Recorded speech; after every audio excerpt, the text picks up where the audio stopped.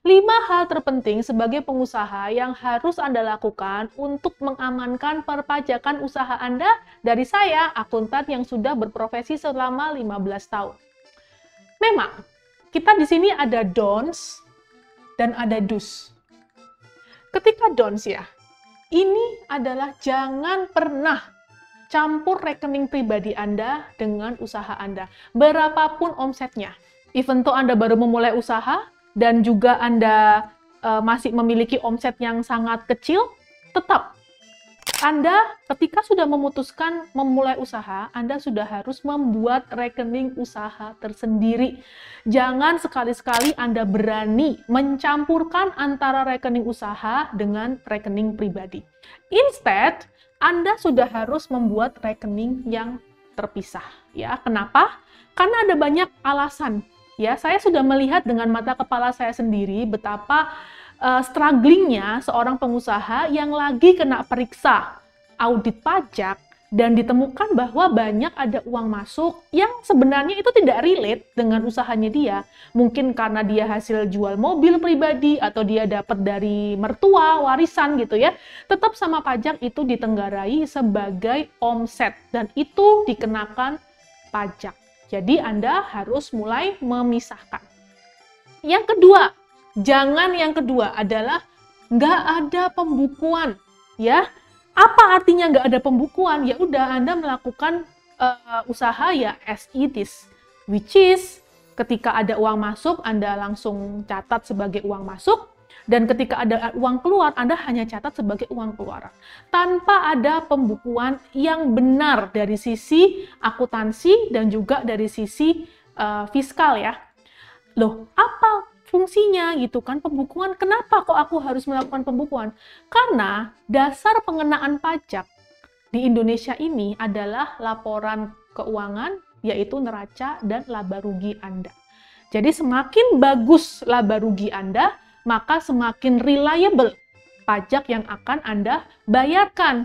Karena banyak loh saksinya ya, yang terjadi di lapangan bahwa para pengusaha ini membuat pembukuannya itu apa adanya, kasar banget, tidak ada yang namanya aturan-aturan sesuai dengan PSAK atau aturan fiskal yang benar, dan ternyata kena koreksi pajak banyak ketika ada pemeriksaan. Nah, jangan sampai itu terjadi pada usaha Anda. Poin yang kedua adalah yes, pembukuannya wajib Anda rapikan. Kalau Anda masih omset kecil ya, di bawah 100 juta per bulan, Anda bisa pakai Excel. Kamu bisa belajar di YouTube saya, ada part 1 sampai 5 itu yang ngomongin fokus ya tentang membuat laporan keuangan pakai Excel. Atau kalau memang omset Anda memang sudah besar, Anda bisa menggunakan software. Ada banyak software-software yang bisa saya rekomendasikan yang murah dan aman dan reliable, setahun cuman 2.700.000, berarti sebulan kan nggak sampai 300.000 ya, itu sudah murah banget dan itu merupakan investasi yang sangat berharga untuk mengamankan situasi perpajakan di usaha Anda. Yang ketiga adalah membuang semua nota belanja. Aduh, saya sempat geleng-geleng Bapak Ibu ya ketika saya barusan datang klien, ceritanya dia adalah perusahaan konstruksi. Dia lagi kena pemeriksaan audit pajak ya atas tahun buku 2021 dan 2022. Langsung 2 tahun Bapak Ibu. Dan aku diminta untuk mendampingin ya karena mereka nggak tahu apa-apa terkait dengan perpajakan, apapun nggak tahu.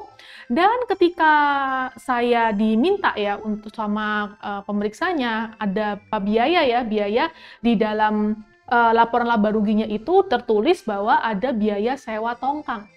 Oke, nah sewa tongkang ini basically kan merupakan objek PPh ya, jadi klien saya ini harus memotong PPh 2/3-nya atas sewa tongkang ini. Nah, klien saya bilang, loh itu semua sudah saya potong Bu, ya udah saya potong. DPP-nya berapa? Waduh, nggak tahu. Terus untuk dokumentasinya mana? Bukti transfernya mana? Udah saya buang.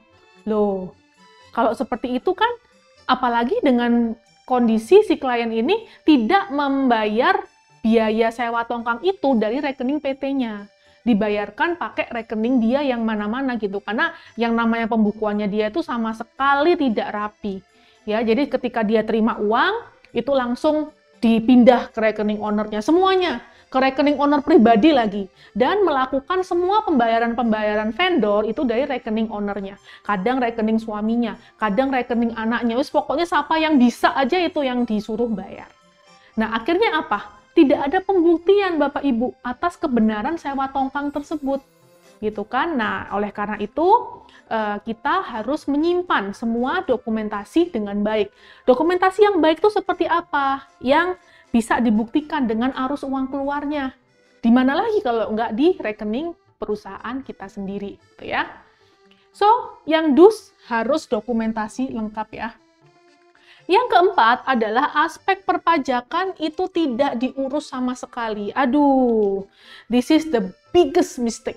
Ya, saya menyaksikan selama 15 tahun berkarir betapa banyak klien-klien kami itu yang harus gulung tikar, harus tutup usaha karena masalah pajak. Bapak Ibu banyak contoh-contohnya ya, ada yang mereka nggak sadar bahwa mereka itu adalah wajib PKP sehingga belum PKP dan ketahuan udah omsetnya gede selama 5 tahun terakhir dan ditagihlah denda PPN-nya sebesar 2%. Ada juga yang ternyata ada kurang bayar, ditagih gara-gara dokumentasi pembeliannya itu tidak lengkap. Jadi dia tidak bisa membuktikan arus uang keluar atas pembelian barang dan jasanya.